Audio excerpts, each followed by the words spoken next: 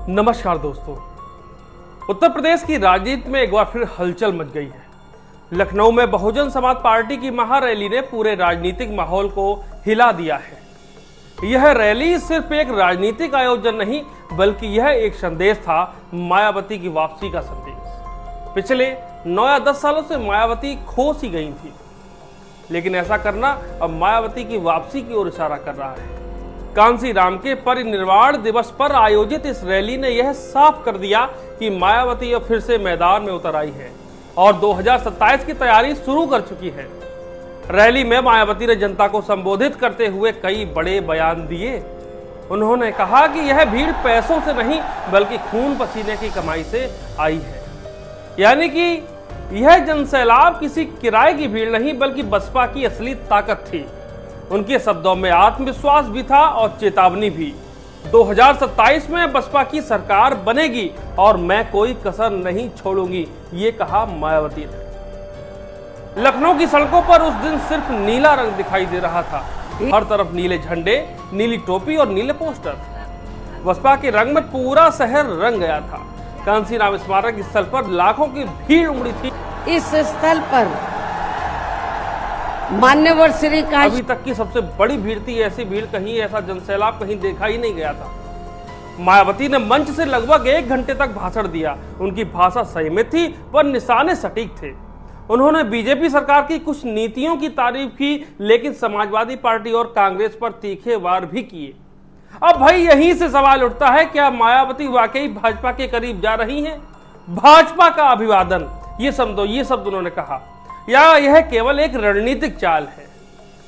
मायावती ने स्पष्ट शब्दों में कहा कि बसपा किसी भी पार्टी के साथ गठबंधन नहीं करेगी। उन्होंने कहा, जब भी गठबंधन किया गया बसपा का वोट तो सहयोगी दलों को मिल गया, लेकिन सहयोगी दलों का वोट बसपा को मिला ही नहीं, यानी गठबंधन का नुकसान बसपा को ज्यादा हुआ। उनका इशारा सपा और कांग्रेस की ओर था। उन्होंने कहा कि जब बसपा की सरकार पूर्ण बहुमत से बनी तभी विकास हुआ और जब गठबंधन की सरकारें बनी तो कार्यकाल भी पूरा नहीं हुआ। इसलिए 2027 में बसपा अकेले मैदान में उतरेगी। यह बयान अपने आप में मायावती की रणनीति को साफ करता है। एक तरफ भाजपा के बारे में अच्छा बोलना और एक तरफ ये कहना कि हम अलग हैं, तो ये भी कहीं ना कहीं संदेह लगता है। वह किसी की भी बी टीम बनकर नहीं बल्कि मुख्य खिलाड़ी बनकर मैदान में उतरना चाहती हैं, ऐसा उनका कहना है। अब यहाँ से राजनीति दिलचस्प हो जाती है। मायावती जी ने अपने भाषण में कई बार बीजेपी सरकार की प्रशंसा की। उन्होंने कहा कि योगी आदित्यनाथ सरकार ने कुछ मुद्दों पर अच्छा काम किया है, पर साथ ही समाजवादी पार्टी और कांग्रेस पर उन्होंने तीखा हमला भी किया। उन्होंने अखिलेश यादव से पूछा, अगर कांसीराम साहब के प्रति इतना सम्मान था तो उनके नाम पर रखे जिले का नाम कासगंज क्यों रख कर दिया गया? अब यही बयान राजनीति के गलियारों में चर्चा का विषय बना हुआ है, क्योंकि विपक्ष का एक हिस्सा यह मानता है कि मायावती का मकसद बीजेपी विरोध बिल्कुल भी नहीं बल्कि सपा कांग्रेस विरोध ज्यादा दिखाना था। यानी कहीं ना कहीं बसपा भाजपा को नुकसान पहुंचाने के बजाय सपा और कांग्रेस को रोकने के लिए बहुत सक्रिय है, ऐसा उनके बयानों से लगता है। मायावती जी ने कहा कि जो लोग रैली में आए हैं वे किसी लालच या पैसे से नहीं बल्कि अपने विश्वास और समर्पण से आए हैं। उन्होंने दावा किया कि इस रैली ने अब तक की सभी रैलियों का रिकॉर्ड तोड़ दिया है, जो मैं आपको पहले ही बता चुका हूं। इस भीड़ का राजनीतिक अर्थ यह है कि बसपा का कोर वोट बैंक दलित समाज अभी भी मायावती के साथ खड़ा हुआ है। हालांकि पिछले कुछ चुनावों में दलित वोटों का एक हिस्सा भाजपा की ओर झुका है, लेकिन यह रैली बताती है कि बसपा ने फिर से भावनात्मक जुड़ाव को सक्रिय किया है। इस रैली के बाद विपक्ष ने मायावती पर सवाल खड़े कर दिए। सपा प्रमुख अखिलेश यादव ने ट्वीट किया, क्योंकि उनकी अंदरूनी सांठगांठ है जारी, इसलिए वो है जुल्म करने वालों के आभारी, ऐसा उन्होंने कहा है। यह तन साफ इशारा था कि सपा मानती है कि मायावती की राजनीति अब भाजपा के लिए फायदे का काम कर रही है। यानी सपा का आरोप है कि बसपा भाजपा की टीम भी बन रही है। हालांकि मायावती ने इसे हमेशा से ही खारिज किया है कि हम किसी के लिए बी टीम का हिस्सा नहीं बनेंगे, लेकिन ऐसा आंकलन लगाया जा रहा है। उनका कहना है कि बसपा स्वतंत्र पार्टी है जो किसी की कठपुतली बिल्कुल नहीं है। इस रैली की सबसे बड़ी घोषणा थी आकाश आनंद को बसपा का राष्ट्रीय उपाध्यक्ष बनाना। मायावती ने कहा कि जिस तरह कांसीराम ने उन्हें आगे बढ़ाया वैसे ही अब वह आकाश आनंद को आगे बढ़ा रही है। यह बयान दो संकेत देता है। पहला, मायावती अब पार्टी की नेतृत्व की दूसरी पीढ़ी तैयार कर रही हैं। दूसरा, वह चाहती है कि बसपा का संगठन परिवार के अंदर स्थिर और मजबूत रहे ताकि भविष्य में कोई टूट फूट ना हो। मायावती ने साफ कहा कि सपा, कांग्रेस और बीजेपी जैसे दलों ने गुप्त गठबंधन करके बीएसपी को रोकने की साजिश की है। उन्होंने कहा, 2007 में हमारी जीत से जातिवादी और पूंजीवादी ताकतें डर गई थीं। हमारा नाम सुनते ही अधिकारी कांप जाते थे और तभी से उन्होंने बीएसपी को कमजोर करने की योजना बना ली। मायावती का यह बयान दलित समाज के बीच पीड़ित भावनाओं को फिर से जागृत करने की कोशिश है। वह चाहती हैं कि जनता यह महसूस करे कि बसपा ही वह पार्टी है जो संविधान और दलित अधिकारों की असली रक्षक है। अब एक बड़ा सवाल, क्या मायावती की यह सक्रियता भाजपा के लिए खतरा है? यह भाजपा की रणनीति का ही एक हिस्सा है।